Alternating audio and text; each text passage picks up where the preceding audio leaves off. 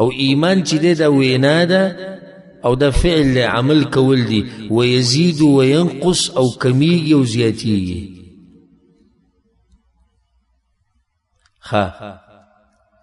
اول دا خبره ساتي چې ایمان څه ته وایي. د ایمان تعریف ته په لغت کې تصدیق، یو خبر رښتیا ګڼل، او بعض وی اقرار کول.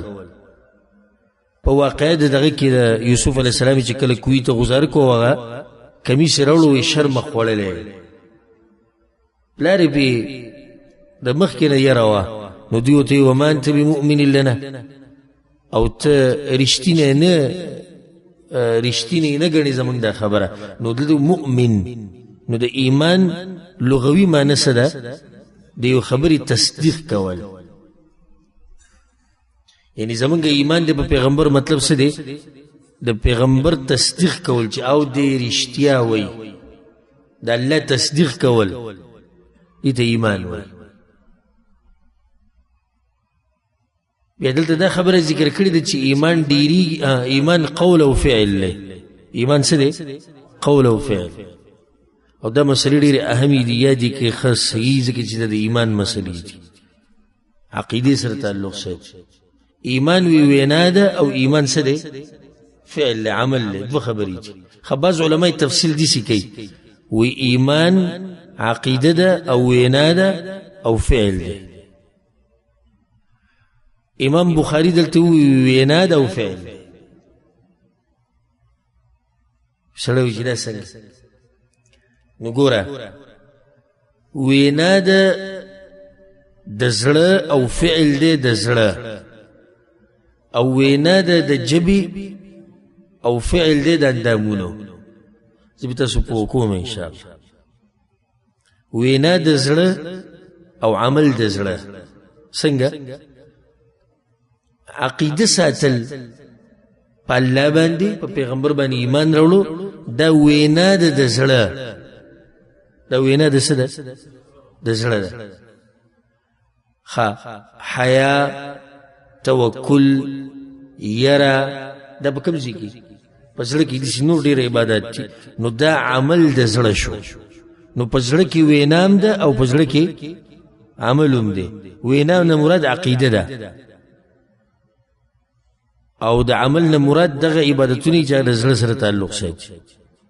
او بیا واضح ده وینا د ژبې او عمل د اندامونو. نو دا درې خبرې شو. ګوره، د هغې پورې یو سړی مسلمان نشي جوړېدی چې څو پورې د په زړه اقرار نه کړي او په ژبه اقرار نه کړي او په زړه کې عقیده نه ساتلي او په اندامونو یې عمل نه کړي.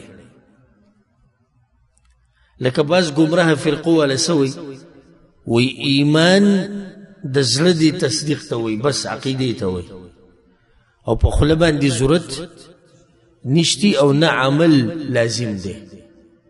د دوی د عقیدې مطابق بیا خو فرعون مسلمانو. څنګه فرعون مسلمان؟ فرعون خدا اخو دنه دا خبره منله کنه چې رښتینی رب خو الله دې زه دروغ وایم. پته وته که نه؟ اته خو پته وته، وبلکې الله په قرآن کې ویلي واستيقنتها انفسهم ظلما وعلوا، الله خیمني خو د تکبر د لاسه دا خبرې دوی نه کوي. نو بیا خو فرعون مسلمان دی، ځکه چې عقیده په زړه کې غوښتي کړي، او دا خبره دوی کمزوري ده. بعض ویلي دي وی نه په خوله باندې کافي دی. نو بیا خو منافقانو مسلمانانو، هغوی سره د اندام عملو مو او د ژبې وینا مو، خو څه سره نه و؟ د زړه عقیده نه و. نو صحیح خبره دا ده چې ایمان کې درې خبرې اهم دي: عقیده، په ژبه باندې اقرار، او عمل په اندامونو باندې. او یا داسې ووایه چې وینا او فعل. یو سړی د تفصیل معلوم کړي چې یاره څنګه وینا او فعل، نو ورته وایه وینا د ژبې او وینا د زړه، او فعل د زړه او فعل د اندامونو. تاسو پوه شوئ که نه؟ که نه پوه شئ چې بیا ووایم، پوه شوئ بیا. دا درې خبرې لازم دي، د عقیدې مسله ده. او دا به درته ثابتوي امام بخاري رحمه الله د دلایلو نه. دا ټول دلایل به په دې راوړي. ويزيد وينقص او ایمان ډیریږي او کمیږي. امام بخاری رد کوي په بعضو گمراه فرقو باندې چې هغه وی ایمان بسیط مرکب نه دی، ایمان نه ډیریږي او نه کمیږي.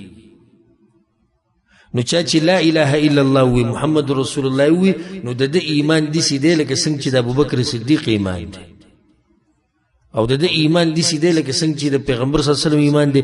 ځکه چې ایمان یو شی دی، د دې حصې نشتی، مرکب نه مني، نو نه دا نه ډیریږي او نه کمیږي. نو بیا د دې نتیجه دا راوځي چې دوی دا وی ګناهونه ایمان له نقصان نه ورکوي.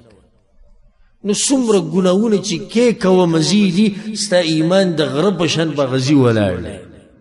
امام بخاری وی نه، ایمان یزید و ینقص، ایمان کمیږي هم او ایمان ډیریږي هم. په دې باندې دلایل قال الله تعالى الله وی لیزدادوا ایمانا مع ایمانهم، چې ډیر شي ایمان د دوی سره د ایمان د دوی. والله سوي چې ډیر شي سره ډیر شي ایمان، بلکې دا خو واضح خبره ده، موږ ټولې محسوسو. اوس موږ چې په دې درس کې ناست یو، دا زه بیانوم تاسو یې اورئ، د ایمان یو شان کیفیت دی.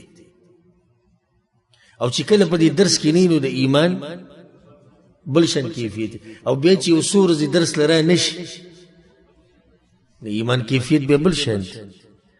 کله چې ته یو جذباتي تقریر واوري، بیان واوري، یا په خوږ اواز کې تلاوت واوري، ایمان کې څه تبدیلی راځي که نه راځي؟ راځي. زم چې دا خلک د دینه څنګه منکر دي، ګوره دوی به نه محسوسه کړي دا خبر. او کله چې یو سړی د بېدینو په مجلس کې کینی نو په ایمان کې فرق راځي که نه راځي؟ راځي. او چې د دیندارو په مجلس کې کینی نو ایمان کې فرق راځي. کله چې د نیکانو سره کینی ایمان یې ډېرېږي، د هغوی نه دیني خبرې واوري. چې د بېدینو سره کینی نو ایمان یې اکلک څه ډېر شوی نو هغه بیا راکم شي. دلیل پیدا دی لیزدادوا ایمانا مع ایمانهم په سورة الفتح کې دا آیت دی. دویم دلیل وزیدناهم هدى، الله د اصحاب کهف مبارک وی موږ هغوی له هدایت ډېر کړی. نو هدایت هم د ایمان یو عمل دی، یو حصه ده. نو چې هدایت ډېرېږي کمیږي نو ایمان هم ډېرېږي کمیږي. دا په سورة الکهف کې دا آیت دی.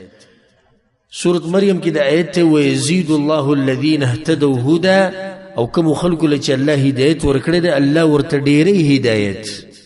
نو مطلب دا شو چې الله ورته ډېری ایمان ډېریږي او کمیږي، دې نه ثابت شو.